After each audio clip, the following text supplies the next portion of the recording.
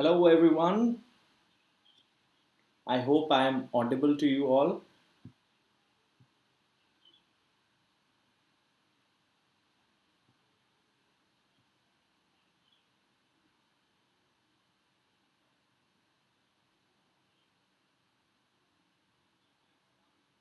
Yes.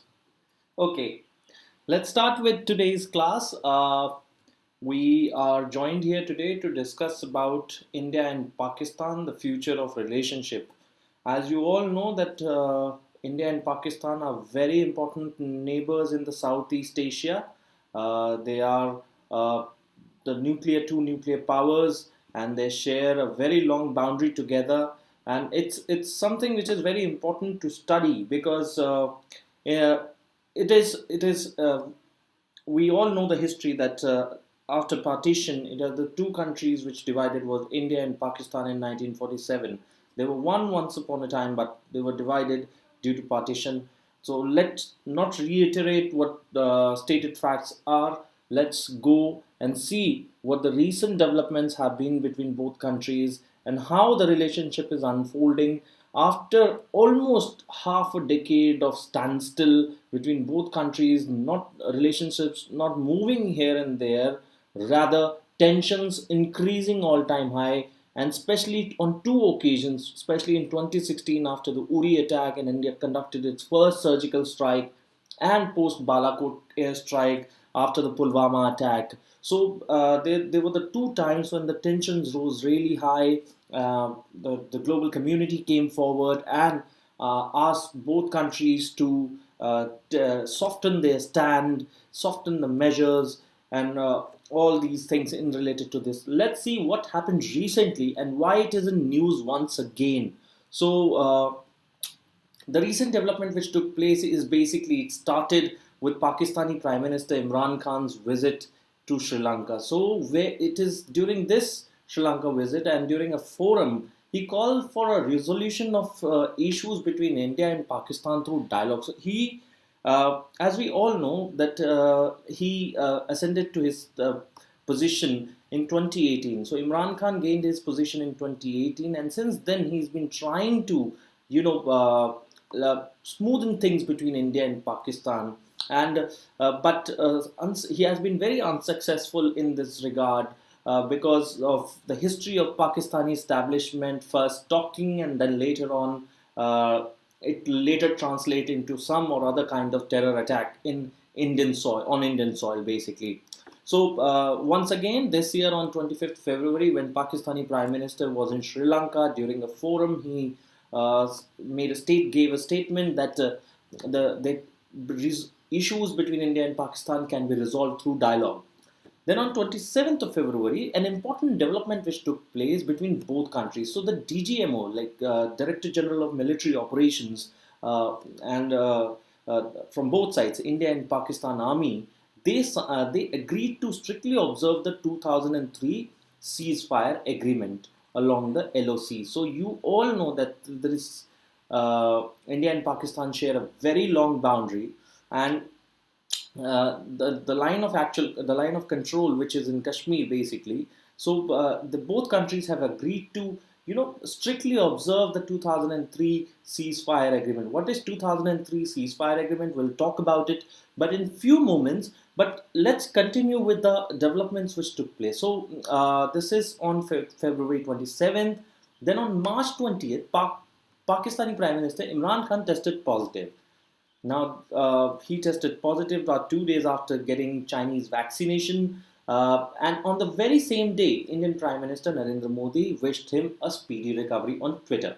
So now, it is for the first time that the Prime Minister of India reciprocated to his advances of a resolution.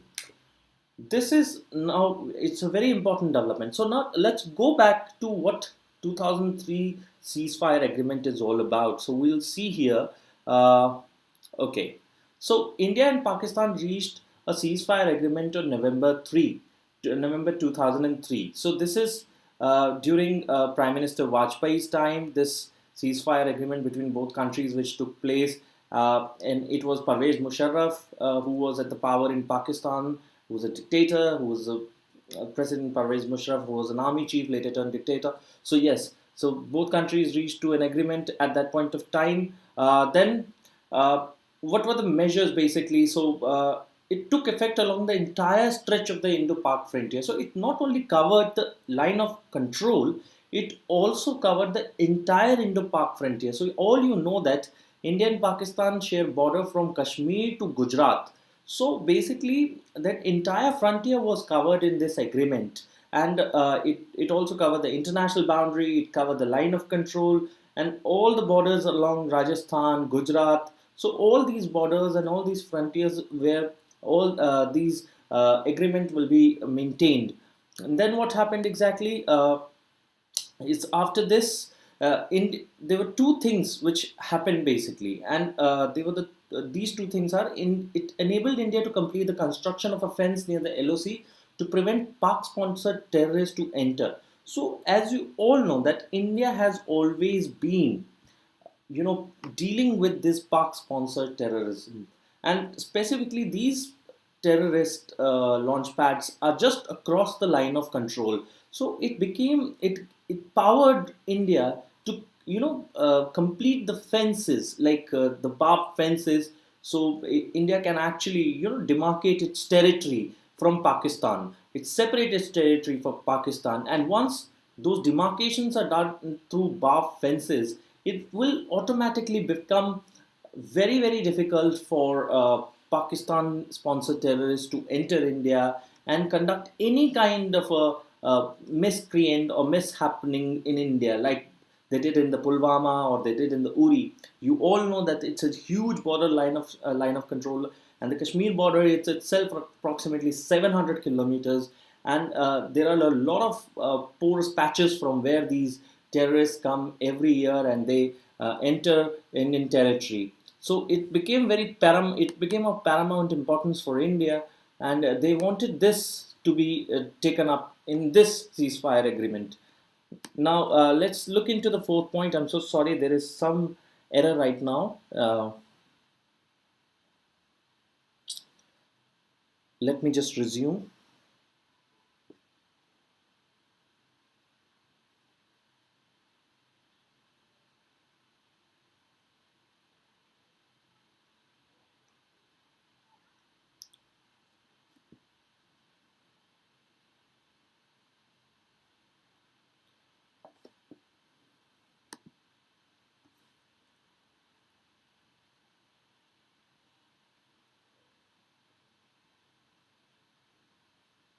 Okay, let me just carry forward from here itself, because there is some internet connection issue that is going on. Okay, so the second thing which happened in this ceasefire agreement was that it facilitated opening of the Srinagar, Muzaffarnagar, and Poonch and Rawalkot routes. So basically, these are the two routes from where people can actually conduct their trade, and because as you all know this that a large part of Kashmir is with Pakistan. So let me go to this map and let me go full screen once again. Let me try if it opens. So I'll be able to make you understand better. Okay, so yeah. So basically, yeah, you can see Poonch here and Rawalkot is somewhere here. So basically, these routes were opened. So Srinagar, Muzaffarnagar, it's the capital. Muzaffarabad, sorry, is the capital of Pakistan occupied Kashmir. So basically, the routes between these two territories, these two these two routes were opened. So basically, people can have their trade relations here. They can have their communications, because as you know that this was once upon a time, this was one territory which basically Pakistan grabbed it in 1947 through legitimate means, and since then it has been known as the Pakistan occupied Kashmir. But a lot of people whose relatives have been living on this side of the border uh, have and they have these people to people contacts from people on this side of the border. But more importantly, it was an important trade route for these two areas. So these two trade routes were opened and it was fully functional. Now, something which is very important to know. It's not like that the 2003 ceasefire agreement was always, followed by, was always followed vehemently or always followed very strictly. Till 2006, it was followed properly. Not a single bullet was fired, not a single bullet in 3 years, and that was a great achievement after years of, disagreements, years of border skirmishes. This was the first time that not a single bullet was fired. But till from 2006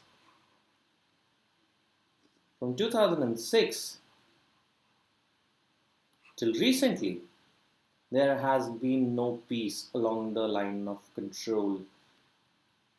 You can say 2020, there has been no peace. Both parties try and came out to an agreement in 2018, but it didn't work out. Pulwama happened in 2019, all you know that, and things didn't turn out.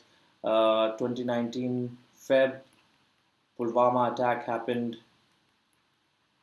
and post which a lot of border skirmishes happened. Pakistan army violated ceasefire several times. They have been alleging that India also violated ceasefires several times. Both sides have been alleging that they have been targeting the residential areas where people are living, and they have been targeting them.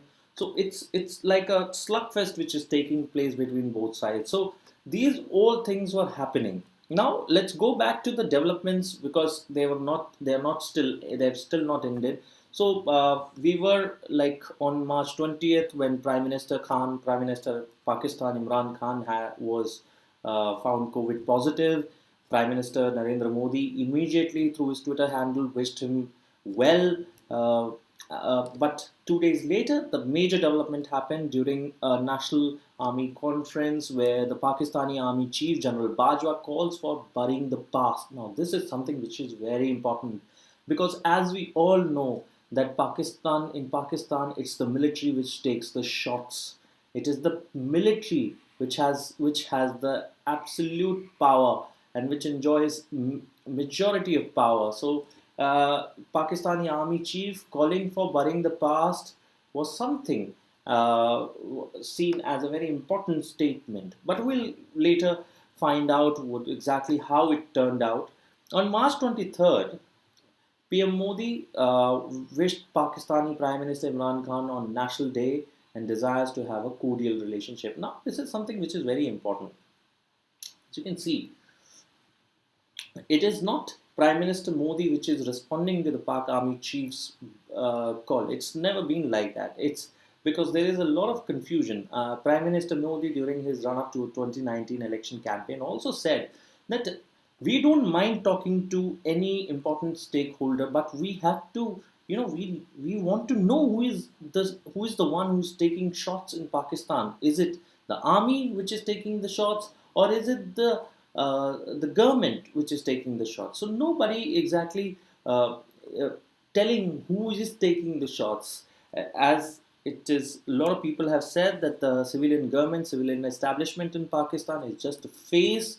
It has no power. It has whenever army wants, it can, it can make it go away in moments. So this is the problem with Pakistan. So Prime Minister Modi, as a statement, he directly had wished Pakistani Prime Minister on Pak National Day, and he wrote a letter, and in which that letter he said that we desire to have a cordial relationship with our neighbor on the Western Front. Now, on 30th March, Pakistani Prime Minister responded to that letter, and he called for resolution of all outstanding issues, and he said that even Pakistan wants a cordial relationship, but he mentions Kashmir in it. So once again, the buck stops here at Kashmir. So that is the point where things actually started to take a turn once again. Now, what exactly happened after that? Because it's very important to know. So, on March 31st, Pak Finance Minister Hamad Azhar announced that Pak will resume trade ties with India. And trade ties with India, basically, he said that Pakistan will import, Pak will import sugar, yarn, sorry, it's Y. So please, yarn and cotton. So that's what he said, that it will import these things from India. Uh, but on April 1st, the very next day, the Pakistani cabinet rejected proposal of the Economic Coordination Committee to import sugar, cotton and yarn from India. So this U-turn happened the very next day. And on that similar day, the Pakistani Foreign Minister Shah Mahmood Qureshi, he came out in media and he said that if India and Pakistan talks have to resume, then India has to restore Article 370.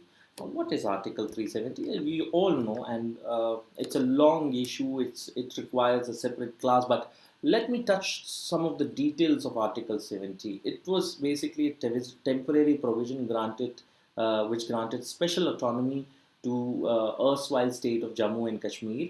As we all know, it was basically it delimited centre's power in erstwhile states affair. So basically, in it India had very limitations of power, like in central government could take call on defense, foreign affairs, and telecommunications, and nothing else. Even the laws which were passed by Indian Parliament, until and unless Jammu and Kashmir Assembly gave its assent to those laws, gave its nod to those laws, it would have been applied to the erstwhile state. And this actually, created a lot of issues between India and Kashmir, the valley. It actually alienated. Some people say it alienated people of the Kashmir Valley. Some say that it was a bridge between the people of India and the Kashmir Valley. But let's forget the arguments which happened and let's forget the politics which used to take place. Indian Parliament on 5th August 2019, they abrogated the Article 370, and it was a very filmy story. As you all remember, it was done. First, they were sent some additional troops of 35 to 40,000 troops were sent to Kashmir. Sorry, I'll write it here. Nearly 35,000 troops were sent to Kashmir. Then Amarnath Yatris were called back, all of them.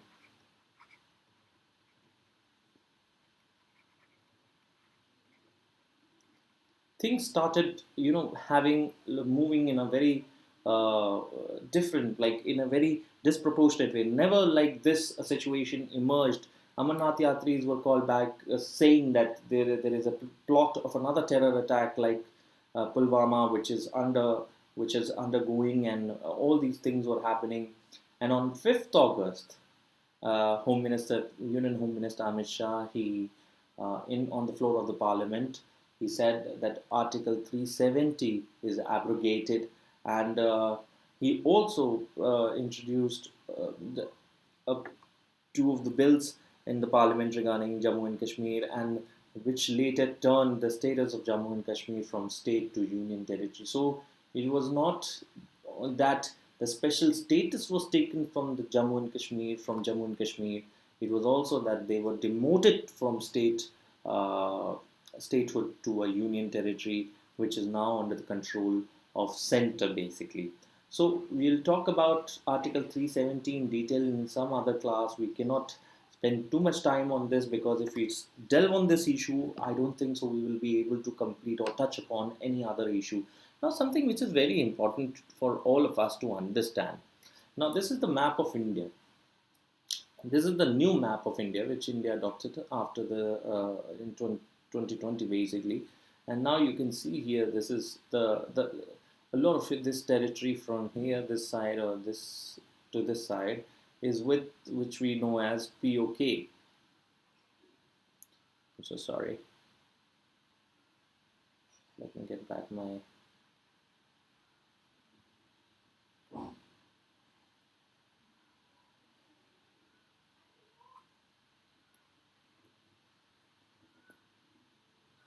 I'm so sorry. Let me get back my pen so I'll be able to make you understand better.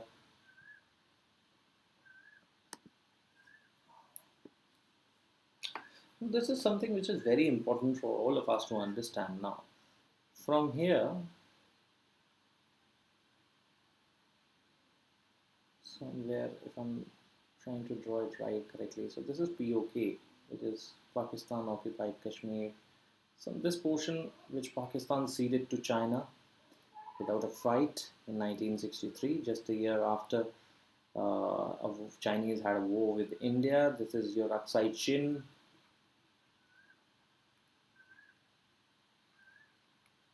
So now this is the new map of Jammu and Kashmir basically. So how it's used to happen, the Jammu and Kashmir and the Ladakh used to be one territory. Now these are two different territories. You can see India and Pakistan border from here till here. This is a huge boundary, and plus there is a sea, Arabian Sea. So basically these are two arch rivals separated by a very distorted history, a very bloody history of 1947. And since then, they have been at war 4 times. The first one happened 1947, 65, 71, 1999. These are the conventional wars which took place between India and Pakistan. 47, it happened over Kashmir. 65, similar. It happened Kashmir. Pakistani army attacked Avantipura, and India also opened a front in Punjab, and Pakistani army had to pull it back, and they understood that they could have, they could have lost Lahore. In 1971, it was Pakistan was divided into two parts. Into two parts. We all know the history of Bangladesh. Prime Minister Modi recently visited Bangladesh. This was from 47, from 1947 to 1971. This territory was known as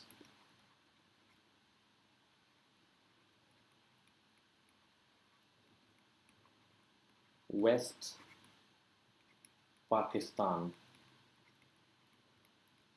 Now, this is something we all know about the history. Pakistan recently completed the golden jubilee of its independence. Prime Minister Narendra Modi also was there. He was a special guest, chief guest on the golden jubilee celebration, and that was a very important occasion between both countries.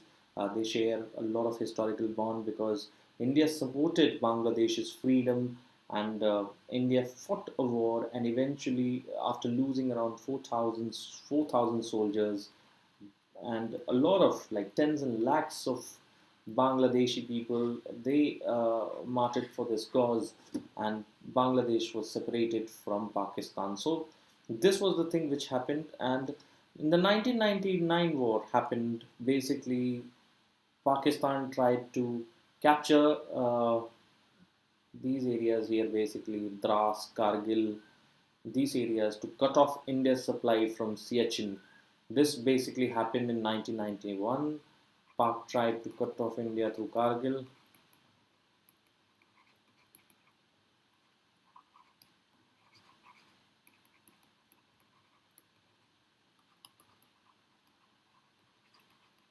Kargil, but Indian army retaliated through Bofors gun, lakhs of rounds of shellings were fired, and Pakistani army had was beaten very badly. Even Pakistani army did not, they did not take back their soldiers. So it was Indian soldiers who, buried them.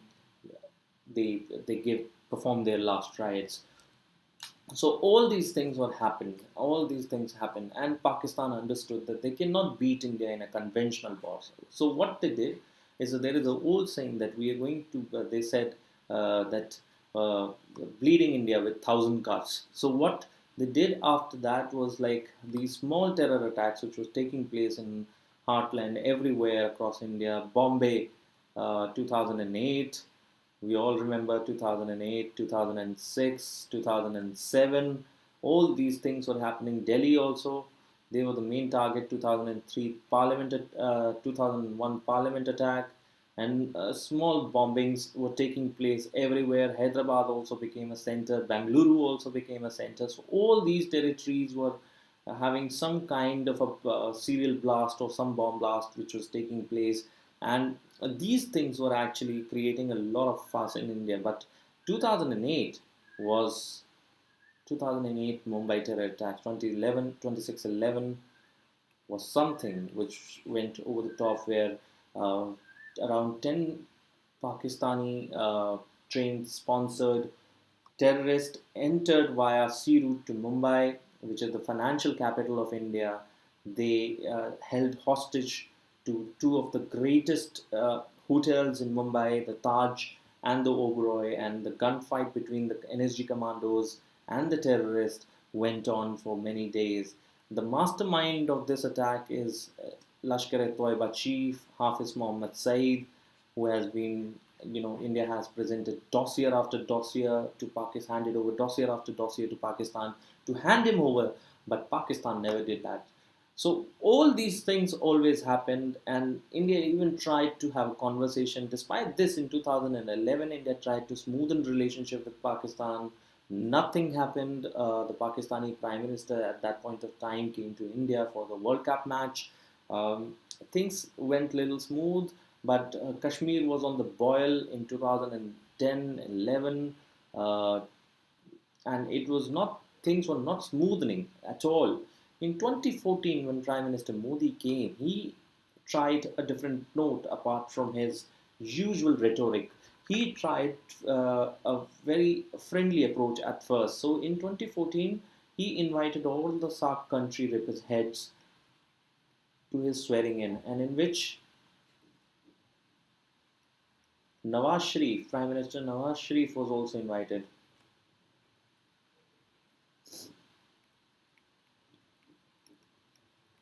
to his swearing in.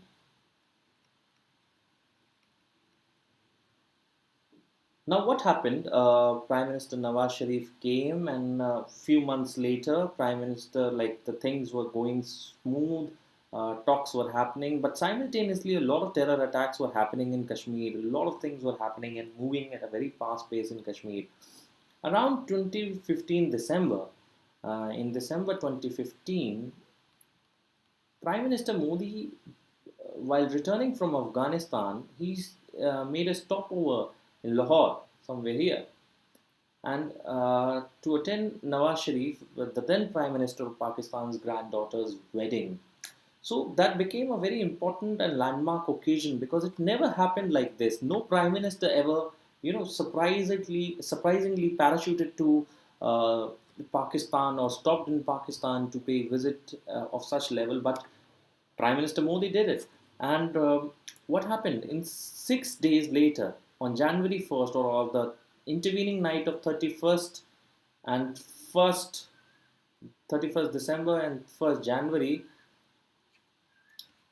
some of the terrorists entered the Pathankot air base, and things, well, it went again haywire, and they did not work. And India was like, enough is enough. We are not going to have any more talks with Pakistan. So at that point of time, things didn't look that well. Uh, in September, around September 2016, the Uri attack happened in which 19 Indian soldiers martyred. Uh, September 2016, and in within few days, India retaliated by conducting a surgical strike around terror launch pads in the Pakistan-occupied Kashmir region. Similarly, 2 years later, when Imran Khan came to power, he first wanted to have initiated a dialogue between India and Pakistan. He said कि आप एक कदम आगे बढ़ाइए, हम दो कदम आगे बढ़ाएंगे. But few days later, Pulwama happened, in which nearly 40 CRPF personnel they were killed by a suicide bomber, which is Jaish-e-Mohammed sponsored or Jaish-e-Mohammed trained terrorist, a Kashmiri boy. He committed suicide, and he blew himself, and in which nearly 40 soldiers were dead. So all these things happened, and the tensions were all time high between India and Pakistan. It seemed that the war is inevitable; it's going to happen. But eventually, India conducted another surgical strike, and this time through aerial route. So it bombed uh, Jaish terror outfits in Balakot, which is in Pakistan-occupied Kashmir region, and it claimed that nearly 300 soldiers, Pakistani soldiers, died in that uh, surgical strike. So this is basically what happened under Prime Minister Narendra Modi's tenure and what has been happening in India-Pakistan relationship. Now, if you ask me about the future of relationship, as far as I understand, India has made it very clear, and this government specifically has made it very clear that terror and talks cannot go hand in hand. This has been a statement from the Ministry of External Affairs. They have said a number of times that if Pakistan wants to have a conversation, first it has to eliminate the terror outfits on its soil. The Pakistani Prime Minister Imran Khan, during an interview to an English channel, to an international news channel, he said that there are nearly 40,000 active militants in Pakistan, and which was a great and astounding, confession, and it really cleared the world's idea about what Pakistan is basically. The world has an idea about Pakistan after Osama bin Laden was traced in Abbottabad, which was just 800 to 900 meters away from Pakistan's cantonment area, Abbottabad cantonment area of Pakistan Army, which was like a terror hideout, which was a hideout for Osama bin Laden, who was responsible for 2001 World Trade Center attack. So all these things made it very, very evident for Pakistan. And now with Pakistani economy is in shambles. It's going for a toss. It's already haywire. Pakistan is feeling the brunt of its own wrongdoings. Pakistani establishment feels that it requires money to operate. It requires, because as many of the foreign countries have stopped providing aid to Pakistan, and it's becoming very, very difficult for Pakistan to operate. And their friend China, which provides them loan, but it provides them loan on very heavy interest. So it becomes impossible for Pakistan to have any kind of uh, great relationship with any of the countries, because no one wants to have a relationship with a country which sponsors terror. So this is the thing which is taking place. But with Pakistan reiterating again and again the same song of Kashmir, it becomes really impossible for India. And I don't think so that until Pakistan gives up any kind of hope on Kashmir, specifically, which is part of India, there are going to be any talks on this issue. But who knows what is going to happen in the future?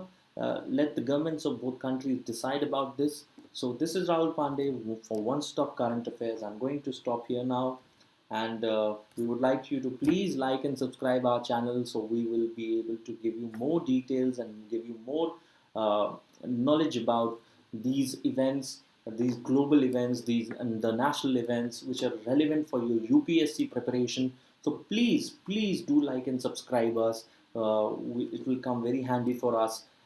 So we will be able to do more and more shows like this. So thank you so much. This is Rahul Pandey from One Stop Current Affairs signing off. Thank you.